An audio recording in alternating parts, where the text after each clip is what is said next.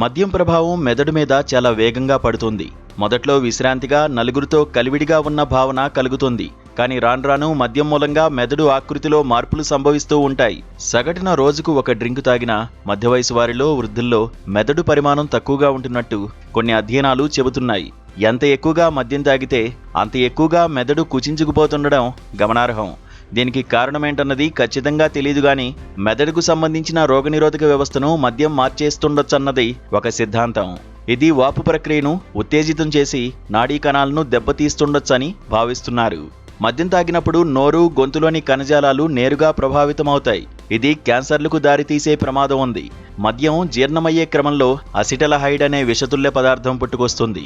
ఇది డిఎన్ఏకు అంటుకుని కణాలను దెబ్బతీస్తుంది. ఫలితంగా నోరు, గొంతు, స్వరపేటిక, అన్నవాహిక క్యాన్సర్ల ముప్పు పెరుగుతుంది.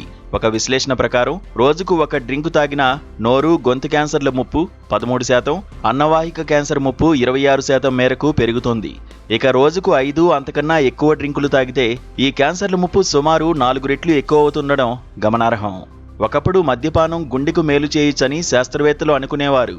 కానీ పరిశోధనల ఫలితాలు వెలుగు చూస్తున్న కొద్దీ ఈ అభిప్రాయం మారిపోయింది. మద్యంతో గుండెపోటు, పక్షవాతం ముప్పులు పొంచి ఉంటున్నాయనే విషయం బలపడుతూ వచ్చింది. నిజానికి ఈ సమస్యలకు మద్యానికి మధ్య గల సంబంధం ఒకంత సంక్లిష్టమైందనే చెప్పుకోవచ్చు. అతిగా అంటే రోజుకు 3 లేదా అంతకన్నా ఎక్కువ డ్రింకులు తాగే వారికి గుండెపోటు, పక్షవాతం వచ్చే అవకాశం ఎక్కువ.